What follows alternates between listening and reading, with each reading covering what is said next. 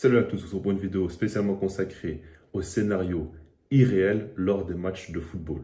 On en connaît désormais de plus en plus et on a même l'impression qu'il y en a durant chaque saison.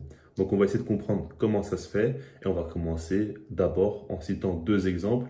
Le premier, c'est lors de la confrontation entre le Real Madrid et Manchester City la saison passée où lors du match aller, City avait gagné 4-3. Au match retour, on voit que donc, le Real Madrid doit marquer au moins 2 buts pour se qualifier. Mais City arrive, eux, à marquer en premier, à la 73e minute de jeu. Donc on arrive vers la fin de match. City a même 2 buts d'avance à ce moment-là. Et puis le Real Madrid, ce qu'ils font, c'est complètement surréaliste parce qu'ils marquent 3 buts en 5 minutes durant la 90e minute de jeu, 91e minute de jeu et 95e minute de jeu. Rendez-vous compte de la folie. Et sur le moment, on voyait que City était vraiment dans la gestion. Ils étaient très tranquilles et la qualification paraissait limite actée jusqu'aux arrêts de jeu. Donc ça, c'est fort. Et puis, encore plus récemment, la finale de la Coupe du Monde 2022 entre l'Argentine et l'équipe de France. Là, c'est assez dingue. Parce que quand on regarde le scénario, première mi-temps, l'Argentine surpasse totalement la France en menant au score 2-0 avec une énorme domination. Et puis en seconde période, ils reprennent de la même manière. Ils continuent tranquillement à dominer, à avoir pas mal d'occasions.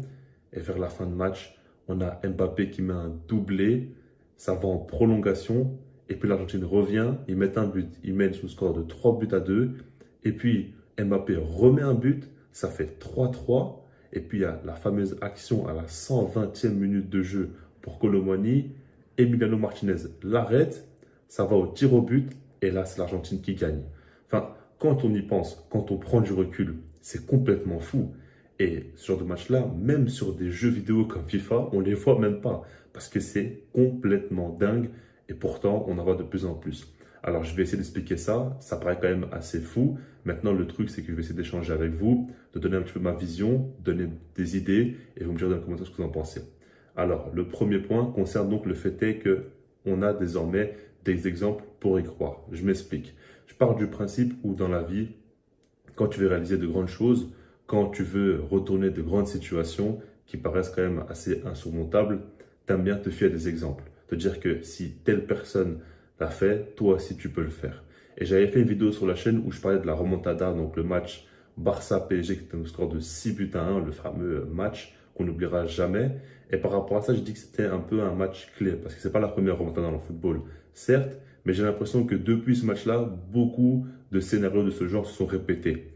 Et c'est peut-être dans l'idée de se dire que si le Barça l'a fait, d'autres clubs aussi peuvent le faire. Et peut-être que le coach va utiliser ça pour motiver ses joueurs aussi. C'est comme ça qu'on peut imaginer la chose. Et je pense qu'aujourd'hui, il y a tellement de remontadas qui s'enchaînent que tu sais très bien que ça fait partie du football. C'est ancré aujourd'hui dans le football moderne. Et par rapport à ça, tu peux y croire. Maintenant, ça, c'est un point encore. C'est une idée personnelle que je me dis. Et je pense que ça peut jouer un petit peu parce que pour moi, dans la remontada, il y a vraiment un aspect mental qui est très important à prendre en compte. Et le fait est d'y croire. Donc pour y croire, il faut des exemples. Et ça, c'est quand même une bonne chose. Maintenant, en dehors de ça, on va rentrer un peu plus sur l'aspect terrain, l'aspect football. Et je pense très sincèrement qu'aujourd'hui, dans le football moderne, les défenses sont quand même beaucoup moins solides qu'auparavant. Alors là aussi, je m'explique. Lorsque tu veux faire une remontada, tu joues un football beaucoup plus offensif. Tu mets la défense donc en difficulté parce que tu joues beaucoup plus haut sur le terrain. Généralement, il y a une grosse pression avec un gros pressing et tu essaies quand même de mettre plus d'attaquants que d'habitude sur la feuille de match pour pouvoir marquer un maximum de buts. Et par rapport à ça, bah, tu mets en difficulté la défense. Et puis à chaque fois, ça se joue là-dessus. Et aujourd'hui, j'ai l'impression quand on regarde bien, déjà quand on veut citer des défenseurs qui sont parmi les meilleurs au monde à l'heure actuelle, c'est pas des défenseurs que tu mets dans les meilleurs de l'histoire. C'est pas comme, on va dire, il y a 5-10 ans, même seulement, avec des gars comme Sergio Ramos, par exemple, des Maldini, etc., qu'on a connus il n'y a pas si longtemps que ça.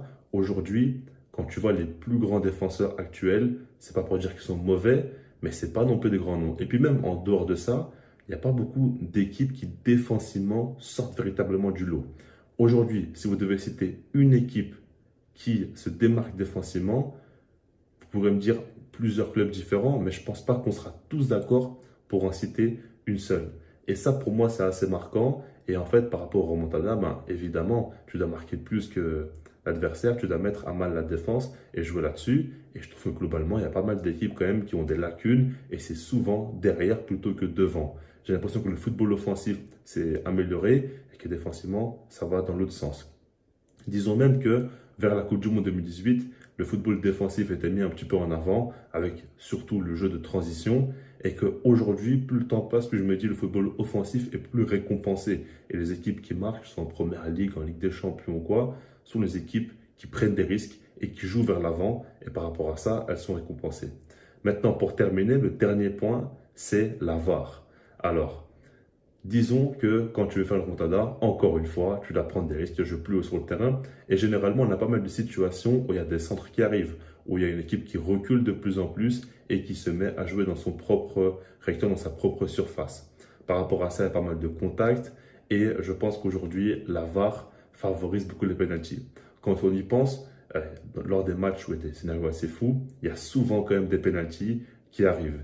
Et par rapport à ça, je me dis qu'il y a beaucoup plus le fait est que dès qu'il y a un contact, on va vérifier la VAR. Et aujourd'hui, je pense qu'on est tous d'accord pour le dire, il y a pas mal de pénaltys qui sont accordés pour des actions très légères qui, si jamais la VAR n'était pas présente comme auparavant, il n'y aurait jamais eu pénalty. Ça, on le sait très très bien. Et par rapport à ça, pour moi, ça joue énormément. C'est qu'aujourd'hui, dans le football, dès le moindre contact dans le rectangle, dans la surface adverse, il peut facilement y avoir un penalty. Ça, on le voit, et par rapport à ça, ça aide évidemment, parce que quand tu as un penalty, tu as beaucoup plus de chances de marquer, et quand tu mets un but, comme l'avait dit donc Elton Mokolo, journaliste pour ceux qui ne connaissent pas, le but est le meilleur des entraîneurs. C'est-à-dire qu'une fois que tu marques un but, c'est le meilleur des moyens pour se mettre en confiance. Et évidemment qu'avec un penalty, tu as beaucoup plus de chances de le réaliser. Et par rapport à ça, pour moi, c'est un processus qui se suit et qui me paraît quand même assez logique. Donc, c'est pour ça que je le cite aussi. Donc voilà, pour résumer tout ça, on a donc le fait est qu'aujourd'hui, on a pas mal d'exemples pour y croire. Le mot remontada paraît très logique. Et on arrive même à un stade où, lorsqu'une équipe perd, on va dire 2, 3, 4-0 au match aller, on commence à évoquer le mot remontada. Est-ce qu'elle est possible ou non? C'est une question qu'on se pose automatiquement désormais. Ensuite, les défenses globalement sont moins bonnes qu'auparavant, sont plus fébriles et tu peux beaucoup plus appuyer sur des faiblesses.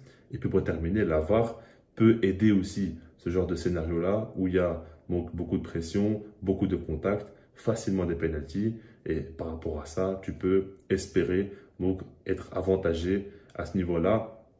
Pas forcément pour dire que c'est des scandales et qu'il n'y a rien à la base, mais que tu sais très bien que des pénaltys sont accordés.